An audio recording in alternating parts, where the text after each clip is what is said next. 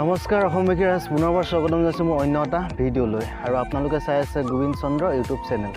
তো আজি ভিডিঅ'টোৰ কথাখিনি হৈছে বৰ্তমান মূল্যবৃদ্ধি যেনেকৈ বাঢ়িব লৈছে যেনিয়ে তেনিয়ে আপোনাৰ পেট্ৰল হওক শাক পাচলি গেছৰ চিলিণ্ডাৰৰ পৰা এনেকৈ অনেকখিনি বহুত প্ৰায় সকলোতে মূল্যবৃদ্ধি প্ৰায় বাঢ়ি গ'ল। সেইটো কাৰণে মানে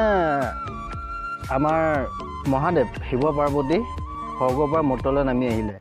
নামি অহাৰ পিছত মহাদেৱে মানে পাৰ্বতীক মানে বাইকৰ পাছফালে উঠাই লৈ গৈ থাকোঁতে আধা বাটতে মানে পেট্ৰল শেষ হৈ গ'ল আৰু পেট্ৰল শেষ হৈ যোৱাৰ পিছতে আমাৰ মহাদেৱ আৰু পাৰ্বতীৰ যিখিনি তৰ্ক বিতৰ্ক হৈছে ৰাস্তাৰ মাজতে আপোনালোকে তাৰ অলপ চাই লওক ভিডিঅ'টো।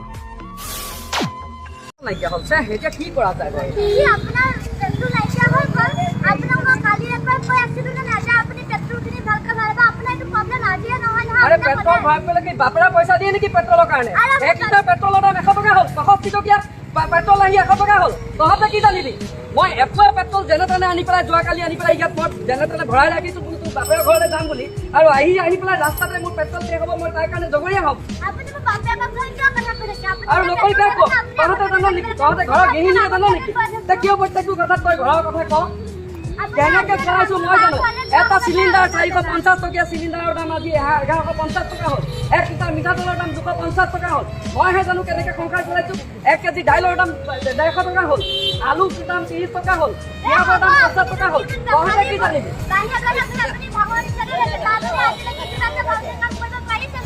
ভালকৈ কাম কৰিবলৈ শান্তিয়ে থাকিব পাৰিছোঁ জানো গোটেই পৃথিৱীখনৰ মহাদেৱ হিচাপে গোটেই পৃথিৱীখনৰ দায়িত্ব মোৰ মূৰৰ ওপৰত ৰাতিপুৱা গধূলি প্ৰেছাৰ ঔষধ খাব লাগে এটা প্ৰেছাৰ ঔষধ যিটোৰ দাম 2 টকা আছিলে আজিৰ তাৰিখত এটা প্ৰেছাৰ ঔষধৰ দাম হ'ল 20 টকা 200% বাঢ়িল প্ৰেছাৰ ঔষধত কেনেকৈ চলাইছোঁ মই জানো মোৰ এনেকুৱা অৱস্থা আৰু তহঁতে কি জানো তহঁতে খালি অক্ষয় দিনৰ সপোন দেখিলে সপোনত ভুল যাওঁ আমি ভুল যোৱাত নহয় অক্ষয় দিনৰ সপোন দেখুৱাই প্ৰত্যেকটো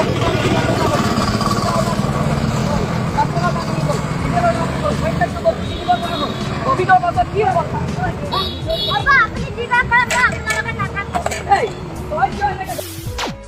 আপোনালোকে দেখিবলৈ পালে শুনিবলৈ পালে আমাৰ মহাদেৱ আৰু পাৰ্বতীয়ে কৰা তৰ্ক বিতৰ্ক ৰাস্তাৰ মাজত কৰা কাজিয়াখন বৰ্তমানটো প্ৰায় সেইটোৱে ৰিয়েলিটি হৈ আছে বৰ্তমান সমাজত। পেট্ৰল ডিজেলৰ দাম বাঢ়ি গৈছে শাক পাচলি কিনি খাব নোৱাৰি গেছৰ চিলিণ্ডাৰ ইমান দাম একো কৰিব নোৱাৰি তাৰ খাদ্য মানে সেইটো ভিডিঅ' বনোৱা হৈছে মেকিং কৰা হৈছে। তো আপোনালোকে দেখিবলৈ পালে ভিডিঅ'টো তো ভিডিঅ'টোৰ ওপৰত কিবা কিবি মন্তব্য জনাওক যে কেনেকুৱা হৈছে কি কাৰণত এইবিলাক।